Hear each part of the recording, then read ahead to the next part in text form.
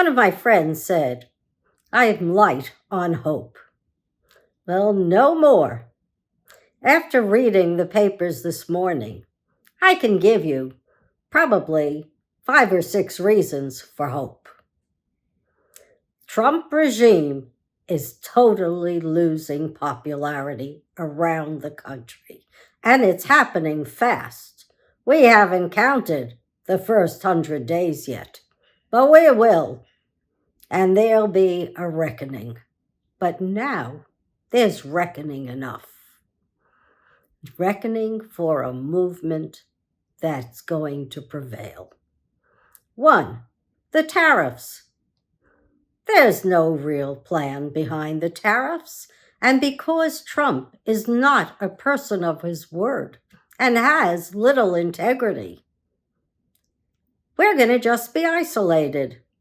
China is not going to sell us rare earths, nor are they going to sell us any of the parts that we need for the automotive industry. Europe is banding with other countries, and they're going to come back and hit us hard in terms of negotiations. They don't need us. We had a wonderful world of commerce where we had reciprocal treaties and we had reciprocal tariffs of maybe 1.4, 1.7%. These were negotiated. It kept our supply lines going. So what have we done? We've trashed the tariffs that we had. We've trashed the trade agreements so that we no longer have credibility. And people are saying, hey, we'll go elsewhere. China needs our food products. They'll go to Australia for their beef. They don't need us. Our farmers are suffering. They're suffering now. Our prices, which Trump promised to lower as soon as he got into office, he's already said he doesn't care about the prices to the American people. Well, we're a country of consumers. We rely on all of the products that are made abroad and in this country. We've given away our textile industry to Vietnam. Now Vietnam and China are making a pact together. What do you think that's going to do to our supply lines? So, folks in this country are not happy, and they're not happy for good reason. The price of eggs at its cheapest is about $5.99 a dozen. There's a meme in social media that's going around that if a guy has a dozen eggs, that's more important than wealth. And what do we see? We see manipulation of the stock market for preferred conservatives. I don't have access to Truth Social, nor did I want it. However, if you had access to the president 90 minutes before he decided to renege on the usurious tariffs and go down to only 10%, well, people made a killing in the market. But that doesn't affect you and I and ordinary people in America. We need jobs, and we need jobs quickly.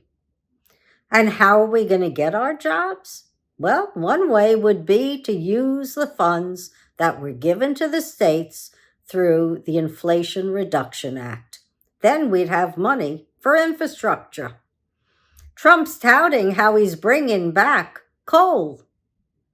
Well, there's 40,000 people in coal mining today.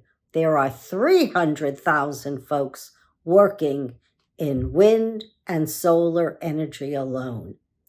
Imagine if we increased our production of solar panels or our purchases of solar panels and wind, and we went to research and development on 3rd and 4th stage nuclear power.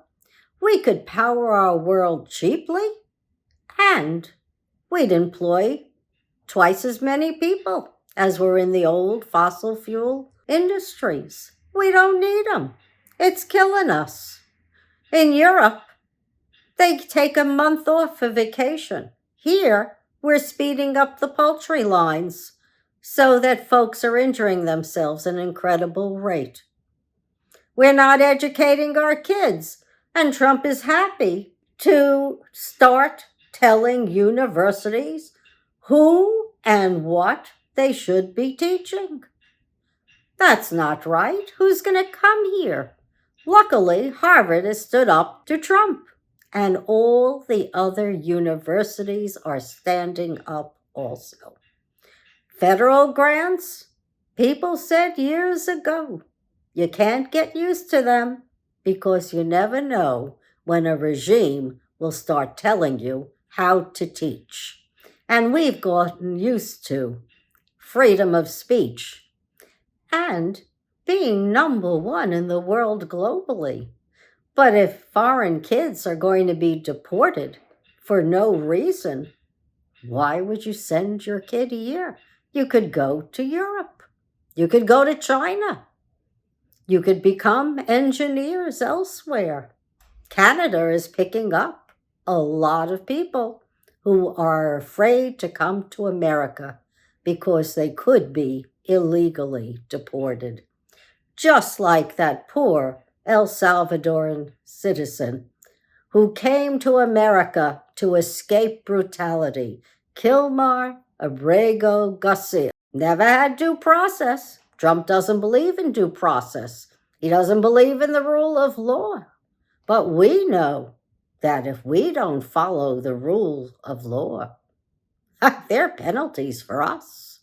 Well, there should be penalties for Trump and anyone in his cabinet who has disobeyed the Supreme Court and the other court orders. Being illegal and being unconstitutional when you've taken an oath of office to uphold the rule of law and the Constitution, that applies to every citizen in this country, including our presidents and our vice presidents, and way down the line. Certainly, we don't need Doge, and ProPublica is going to be doing an article on them. I'm going to join their conversation, and I think you would benefit from it also. So, I am hopeful. The American people have always had integrity.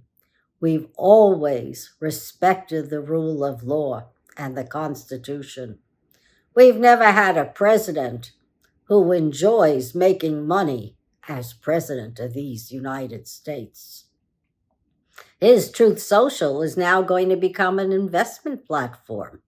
Well, first he had out crypto, and now he's going to do investments with all insider trading because he knows when he's going to say something that either increases the market or decreases it. But that doesn't affect us, folks. It affects the very, very wealthy. The rest of us are trying to live off of our pensions. We live on Social Security. Medicare is important. Medicaid's important.